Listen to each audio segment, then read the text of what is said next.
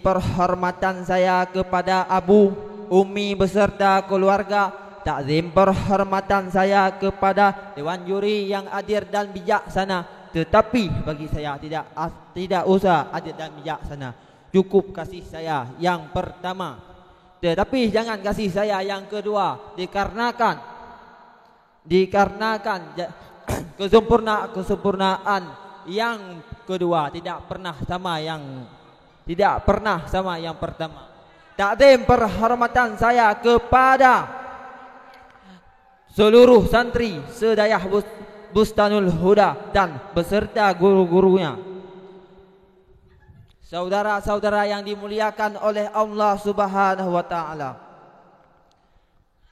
Banyak yang menganggapan bahwa menjadi seorang santri itu tidaklah hebat, menjadi seorang santri itu tidaklah penting. Bahkan di kalangan santri pun sendiri masih banyak yang menganggapan seperti demikian. Di saat seorang santri pulang ke rumah, mereka bertemu dengan kawan sekolahnya. Mereka pun bertanya, kalian belajar di mana? Kamunya nyantri, kamunya ngaji. Mana paten? Minimal sekolah lah, minimal azaitun lah. Sehingga saudara-saudara, apa yang terjadi? Mentalnya para santri akan menurun, mentalnya para santri akan melemah. Siapa jadi dirinya sebenarnya? Kenapa betapa hebatnya dan pentingnya para santri? Oleh karena demikian saudara-saudara semuanya yang dimuliakan oleh Allah Subhanahu wa taala. Izinkanlah saya pada kesempatan yang berbahagia ini, saya ingin membangkitkan rasa kepercayaan diri dan hebatnya para santri dengan membawa pidato yang berisi hebat dan berperan pentingnya para santri. Saudara-saudara yang dimuliakan oleh Allah Subhanahu wa taala. Sangat banyak saudara-saudara santri berperan penting dan hebatnya para santri. Tetapi pada kesempatan yang berbahagia ini, saya ingin mengupaskan 3 poin saja betapa hebatnya dan pentingnya para santri. Mulai dari yang pertama, seorang santri sangat berperan penting dalam kehidupan bermasyarakat nanti. Dan sebagai seorang santri pernah mengikuti pendirian agama. Dan seorang santri juga diajarkan untuk perilaku yang baik. Contohnya kesabaran, keikhlasan dan keadilan, dan peduli terhadap manusia yang lain. Dan sikap sangat dibutuhkan di kalangan bermasyarakat nanti. Dan juga di pondok pesantren juga diajarkan peduli terhadap lingkungan tersekitarnya. Contohnya di daerah kita sendiri, bukan sekedar sehari sekali, bahkan sehari 4 kali untuk diingatkan menjaga kebersihan. Bukankah guru kita selalu berkata dalam bahasa Aceh, pada seluruh santri mandum-mandum tubit dari musala baiknya yang pet segala bro tempat ro dan pergi ke halaman bilik ro masing-masing. Dalam artinya pada seluruh santri semuanya keluar dari musala jangan pernah tidur sebelum buang sampah ke tempatnya dan bersih halaman biliknya masing-masing. Kalau enggak, resiko tanggung sendiri. Saudara-saudara yang dimuliakan oleh Allah Subhanahu wa taala, kita ditekankan dan kita diajarkan untuk apa? Untuk kita terbiasa dalam kehidupan sehari-hari, bahkan untuk bermasyarakat nanti. Bukan cuma itu, saudara-saudara yang diajarkan di pesantren ini, juga diajarkan pedulinya bagaimana merawatkan persatuan dan perkuatkan persaudaraan, dan serta menolakkan benturan-benturan keras. Begitulah hebatnya dan pentingnya para santri. Adapun saudara-saudara yang dimuliakan oleh Allah Subhanahu wa taala, Adapun poin yang kedua, santri sang perwarisnya akhlak baginda Nabi Muhammad sallallahu alaihi wasallam. Yang mana Nabi Muhammad diutuskan ke dunia ini bukan untuk menjadi manusia Hokage ataupun ninja. Nabi Muhammad diutuskan ke dunia ini bukan untuk menjadi Bilal ataupun Asirah, tetapi Nabi Muhammad diutuskan ke dunia ini untuk mengubah akhlak-akhlak manusia menjadi akhlak yang mulia. Sesuai dengan sabdanya, innama bu'istu, Nabi Muhammad diutuskan ke dunia ini li utammima salihal akhlak, untuk menyempurnakan kesalihan-kesalihan akhlak. Contohnya untuk menghormatan diri sendiri dan menghormatan orang-orang lain dan peduli keadilan dan lain sebagainya. Dari ini wahai hadirin, kita pahami untuk berperan pentingnya akhlaknya Nabi adalah kita santri. Betul.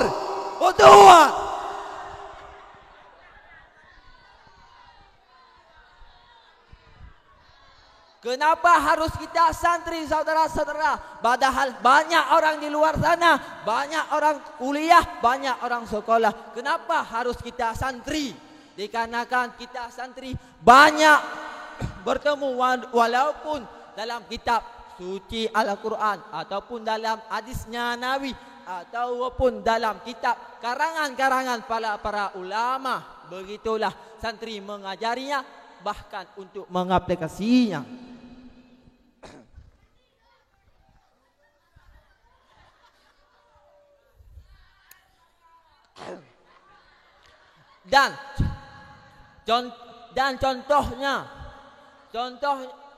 Dan contohnya mereka yang masih bersabar dan berikhlas walaupun banyak rintangan dan banyak cobaan yang datang, dan rayuan pada temannya dan rayuan para wanita, tetapi mereka masih bersabar. Banyak saudara-saudara contoh di luar sana. Misal seorang santri sedang bergemudi, bertemu dengan saudaranya, dia pun berkata dengan muka yang ramah, Assalamualaikum ya ikhwani. Waalaikumsalam wahai saudaraku. Kamu hendak ke mana? Boleh aku entah sampai ke tujuanmu? Wahai saudaraku, aku ingin mencari pondok pesantren keliling. Oh, pondok pesantren keliling. Jangan saudara, itu sesat. Oh, sesat. Iya, sesat. Jangan teriak. Iya, sesat saudaraku. Tak kala kau ingin ku antar ke pesantren yang mewah dan ramah dan diajarkan ahli sunnah wal jamaah. Contohnya pondok pesantren kita Bustanul Huda Payapesi. Halo Cidoy. Dari itu saudara, akhlaknya Nabi mengajarkan kita untuk berpresentasi akhlaknya baginda Nabi. Waktu bertemu saudara kita tidak mengatakan "Sorry, kita tidak kenal." Maka dengan kita berkatakan Assalamualaikum dengan wajah yang ramah, muka yang tampan. Begitulah Nabi mengajarkan kita untuk akhlaknya. Saudara-saudara yang dimuliakan oleh Allah Subhanahu wa taala. Adapun poin yang ketiga, santri sang perjuangan negeri. Kenapa saya bilang santri sang perjuangan negeri? Kenapa? Dikarenakan yang perjuangan negeri bukanlah insinyur, bukanlah pejabat, bukanlah bupati, bukanlah presiden, adalah para ulama, para kiai, para habaib. Takbir!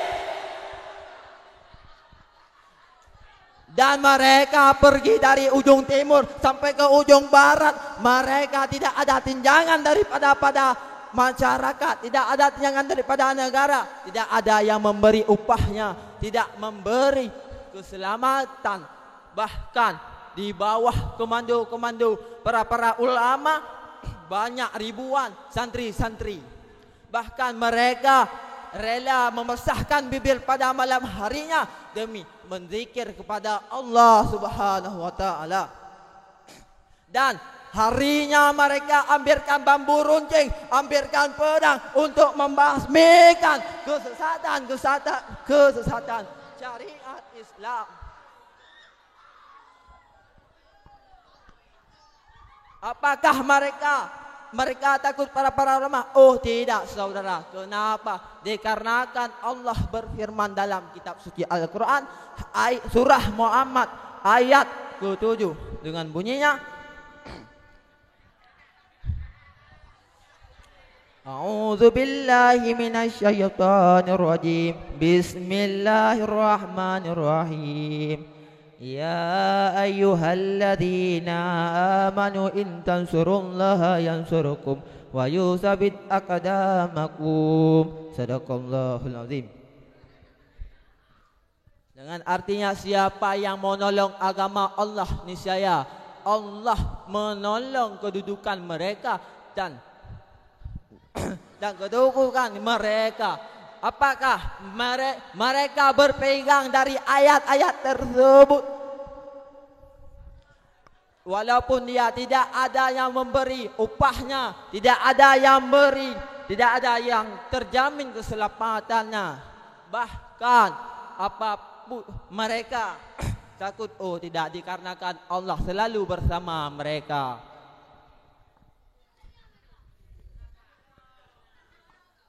Saudara-saudara yang dimuliakan oleh Allah Subhanahu wa taala.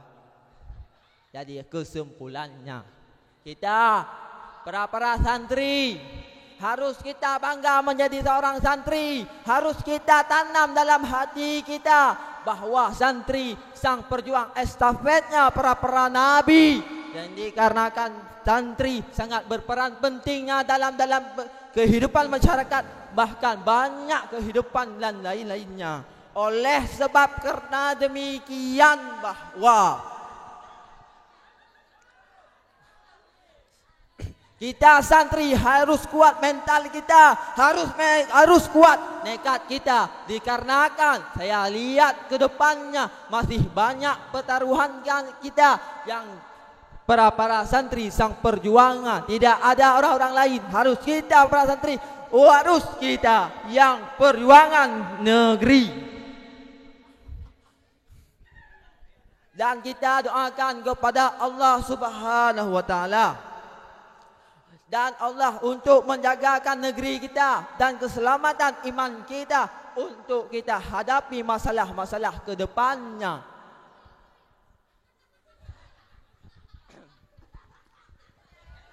Hanya sekian dan hanya sekian yang dapat saya sampaikan.